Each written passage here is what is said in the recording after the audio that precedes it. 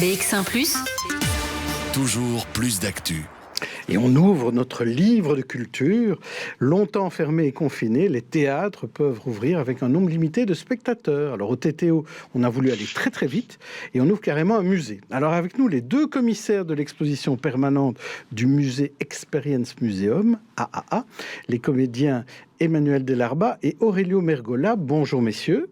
Bonjour. Alors, vous allez nous expliquer la genèse d'abord de cette aventure de faire un musée dans un théâtre. Alors, qui parle d'abord ? Emmanuel fait très bien ça à ce moment-là. Alors, Emmanuel va nous expliquer la genèse alors. Alors en fait, ce qui s'est passé, c'est que pendant le confinement, lorsque la première ministre Sophie Wilmès a annoncé la réouverture des musées et non la réouverture des théâtres, il y a une idée qui a germé dans la tête d'Albert Mézel, qui est président et cofondateur du TTO, d'ouvrir, puisqu'on ne pouvait pas réouvrir les salles de spectacle, de transformer le Théâtre de la Toison d'Or en musée. C'est-à-dire, si on avait autorisé les salles de sport et pas les musées, vous auriez ouvert une salle de sport. On était sur le coup, non, Jacques, on était à pas en gym. Hein. Ah oui. Enfin, donc là, finalement, c'est un musée. Mais comment est-ce qu'on fait un musée dans un théâtre, alors ? Ah, Aurelio, comment on fait ? Eh bien, oui, Aurelio. On cherche une idée, et on cherche une idée en disant qu'est-ce qui pourrait intéresser les gens. Et puis on se dit, tiens, parler du théâtre de la Toison d'Or, parler de la comédie, et chercher un angle, comment le raconter au travers de la directrice artistique Nathalie Huffner nous semblait une bonne idée. Et donc on s'est amusé à diviser tout l'espace du théâtre de la Toison d'Or dans des lieux que les gens connaissent et ne connaissent pas, pour proposer de découvrir ce qui se passe au théâtre de la Toison d'Or quand on prépare un spectacle. Alors vous allez nous expliquer tout cela, mais on va regarder quelques images parce qu'une équipe est venue tourner ce week-end. Oui, donc c'est l'occasion de voir un peu à quoi ça ressemble et vous allez nous donner plus d'explications après ces images tournées par Aurélie Van Welde. Vous êtes là pour la visite ? Oui. Oui ? Je vais rentrer. Merci. Voilà, pouvez-vous désinfecter les mains juste aux commissaires qui ont créé toute cette expérience, toutes les étapes qui font notre beau théâtre. Alors j'espère que vous êtes prêts. On va commencer. Si vous êtes ici, c'est parce que j'ai envie de vous emmener avec moi dans les coulisses du TTO. Ensemble, nous irons de station en station à la rencontre de tout ce petit monde qui fourmille entre nos murs. Je vais utiliser les crayons qui sont juste ici et la liste juste là. Attention à ne pas toucher au reste.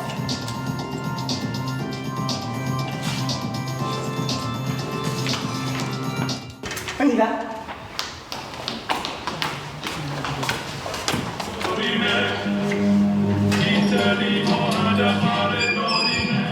Magda, je suis là. Mais écoute, Magda, Nathalie ist nicht content mit Magda. Ils sont bouillis de potage. Alors, voilà, je suis avec quelques visiteurs, je leur fais visiter pour l'instant les coulisses du TTO. Ah merde, je suis en retard. C'est bizarre, ça ne m'arrive jamais. Bon, c'est pas grave. Si jamais ça vous revient pendant la visite, vous aurez tout le temps de compléter votre formulaire à la fin. Ici, c'est un peu le même principe. Vous vous demandez pourquoi est-ce que toutes ces phrases d'auteurs du TTO sont de travers, on dirait qu'ils ne savent pas écrire, mais non. On m'appelle un peu la Pina Bausch de l'humour. Voilà. 5, 6, 7, 8. Alors vous êtes beaucoup donné évidemment dans ces vidéos pour préparer cela. Donc là on a vu un petit peu le trajet que font les spectateurs. Donc quel était votre trajet d'écriture ? Vous vous êtes dit voilà, on prend le spectateur au moment où il entre dans le théâtre ? Oui, Emmanuel. en fait, ce qui se passait, c'est qu'étant donné qu'un théâtre est un lieu inhabituel, entre guillemets, pour construire un musée, en général, dans un musée, on construit dans des espaces qui sont un peu vides et qu'on aménage un peu comme on veut. On s'est dit ici, on a à la fois une difficulté et un point positif, c'est qu'un théâtre, en général, n'est pas un musée. Donc, on va commencer à attraper les gens dès leur entrée dans le théâtre et les emmener dans tous les recoins et parce qu'on fait quasiment visiter tout le théâtre. Hein. Donc, il était question de commencer à la billetterie, mais aussi de passer dans les coulisses, voilà. Donc, tous les lieux du théâtre sont quasiment visités et surtout des lieux qui ne sont absolument pas ouverts au public en temps normal. Oui, et dans chaque lieu, finalement, un petit happening avec une vidéo ou une comédienne qui est la guide, en fait, Aurelio. Oui, donc il y a Mathilde Pigelet qui, elle, est la seule physique pendant la visite du musée avec un régisseur qui travaille un peu plus dans l'ombre et qui guide les spectateurs, parce qu'en fait, quand on a commencé à écrire avec Emmanuel, on s'est dit comment ça se passe depuis le moment où une idée germe dans la tête d'un auteur jusqu'au moment où on salue, où les comédiens saluent à la dernière. Et quand on a commencé à écrire, on ne pouvait pas imaginer de présence physique. C'est pour ça qu'on est parti avec une idée où Nathalie Hüfner était de station en station, le fil rouge, mais de manière virtuelle, quoi. Et alors, en fait, la manière dont ça fonctionne, c'est des visites, ça dure 45 minutes, c'est par groupe de 10, en fait. Donc, Ouais. vous suivez vraiment les règles sanitaires à la lettre. Ah mais nous, on est bons élèves. Hein. Nous, on est hyper bons élèves. Oui, Emmanuel.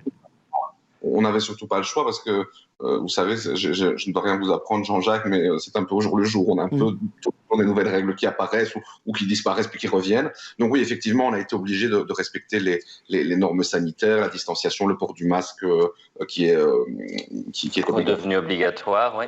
Et le fait d'être comme ça, tout d'un coup, parachuté commissaire d'exposition, ça vous donne une idée pour de nouveaux métiers, faire ça peut-être à Beaux-Arts ou au musée Magritte? Alors, Emmanuel. Jean-Jacques, le problème, c'est qu'on était sur deux postes. À un moment, on a été appelé par le MoMA de New York, pardon. On a dû faire un choix. On a choisi le cadre de la Toison d'Or. Oui. Parce qu'on avait déjà travaillé là-bas. Voilà. Ça peut parce que l'exercice reste le même. On a écrit comme on écrit pour des comédiens. On a imaginé une idée comme quand on imagine un spectacle. On a imaginé une scénographie avec toute l'équipe artistique et technique, comme on le fait pendant un spectacle. Donc en fait, c'était presque. En fait, c'est pour ça qu'on a voulu appeler Experience Museum, parce que plus qu'un musée, c'est vraiment une expérience. C'est presque un spectacle itinérant en théâtre. Oui, c'est un vrai spectacle. Ouais. Ce qui est juste étonnant, c'est que là, ça se joue actuellement, enfin, c'est du jeudi au dimanche, mais on n'y est pas. Et ça, c'est ce qui change d'habitude. Normalement, on est dans la salle et là, pas. Mais là, c'est jusqu'au 30 août. Ça permet d'occuper l'été. Et puis, il y aura, à la rentrée, il y aura des spectacles. Avec la manière dont ça pourra se jouer, évidemment, ce sera moins facile. Alors, comment vous appréhendez cette rentrée en tant que auteur et comédien, Aurélio? Ça vous fait peur un peu cette rentrée ou vous êtes très confiant? Je ne suis ni l'un ni l'autre. Je n'ai pas peur. Comme dit Emmanuel, je vis au jour le jour. Pour le moment, je peux imaginer les projets au Théâtre de la Toison d'Or ou ailleurs, dans d'autres théâtres. Je reste confiant, sinon je tombe en dépression et je ferme boutique. Donc, pour le moment, non. Peur, je n'ai pas peur. Je sais qu'on va peut-être devoir s'adapter, on va devoir trouver d'autres manières de faire, de dire, mais non, je n'ai absolument pas peur. Et vous aussi, Emmanuel? Oui, c'est compliqué parce que moi, après ce spectacle, après l'Expérience Museum, je démarre sur la comédie musicale Chantons sous la pluie pour l'Opéra de Liège en novembre, où c'est une grosse équipe, où c'est des gens qui viennent pour la plupart de Paris et d'ailleurs. Donc ça va être un peu compliqué. On espère, en fait, on continue d'avancer en espérant que ça va pouvoir se jouer normalement. On fait comme si, en fait. Pardon. Oui, on essaie mais je sais par exemple, parce qu'hier j'ai vu des amis comédiens, d'autres qui jouent dans d'autres théâtres à la rentrée, qui m'ont dit, je sais par exemple que dans les scénographies, pour les spectacles qui ne sont pas encore créés, on va essayer dans la mesure du possible d'adapter ça à la distanciation sociale, quand même un petit peu, parce qu'on parle beaucoup de la sécurité des gens qui viennent au théâtre, mais on parle souvent très peu de la sécurité des gens qui font le théâtre et qui sont sur scène, et c'est aussi important.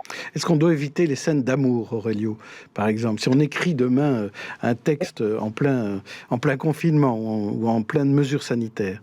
Non, il faut dire aux gens, il faut montrer aux gens comment on peut faire l'amour en période de Covid. Quand on jouait au Toyenmout avec Jean-François, on avait une scène où on se roulait un patin, comme on dit chez nous, et à la dernière, comme on commençait à parler de la Covid et tout, on s'est dit, faisons l'amour avec nos coudes, et donc on faisait une grosse scène de léchage de coudes, ça faisait rire les gens, et voilà, il faut imaginer peut-être l'amour comme ça, je ne sais pas. Mais... C'est peut-être très sexy, le coude.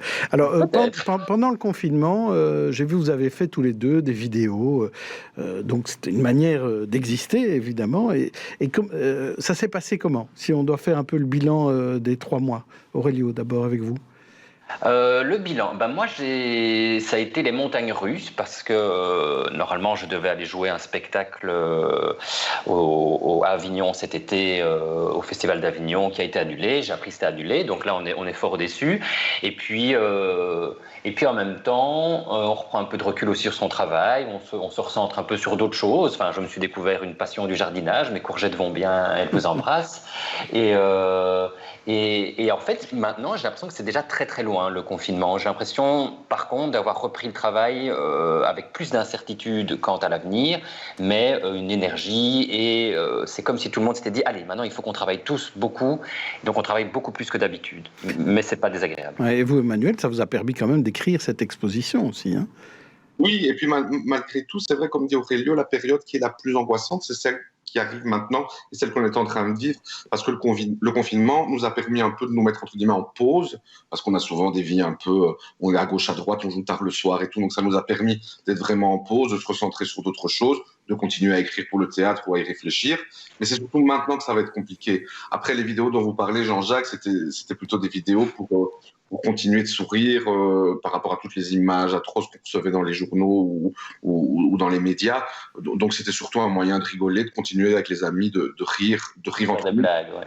Parce que finalement, vous continuez à faire avec cette exposition pendant tout l'été. Merci à vous. Et on reparlera certainement d'abord de ce que vous faites, hein, puisque vous avez parlé de vos projets. Et on parlera aussi des projets du TTO qui fête en novembre ses 25 ans. Donc, finalement, cette exposition, c'est un petit peu l'ouverture des 25 ans du TTO. De cette 25e année. Ouais, Voilà. ouais. Grâce à vous deux. Merci en tout cas d'avoir été des nôtres. Et à présent, Avec après plaisir. un peu de pub, on va retrouver notre agenda pour savoir ce qu'il y a d'autre à faire, puisqu'il y a l'expo, mais il y a aussi d'autres choses qu'on peut faire. Il paraît qu'il y a d'autres choses à faire à Bruxelles. Je sais pas. Au revoir, messieurs. Merci, à bientôt.